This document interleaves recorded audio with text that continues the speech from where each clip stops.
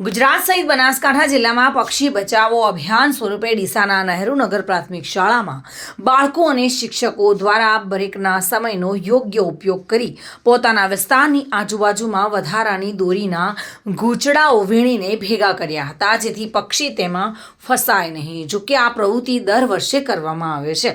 બાળકોમાં પક્ષી પ્રેમ જાગે અને તેમનામાં પણ સેવાની ભાવના જાગે.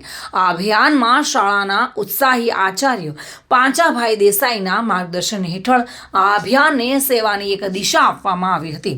શાળાના શિક્ષિકા પટેલ હંસાબેન ચૌધરી, નરેશભાઈ તેમજ આ વિસ્તારના આગેવાન પ્રવીણભાઈ બારોટ દ્વારા અભિયાનને સફળ બનાવવામાં આવ્યું હતું. આમ રોડ પર રઝળતી અને લટકતી ચાઇનીઝ અને કાચવાળી દોરી એકઠી કરીને નાશ કરવામાં આવી હતી.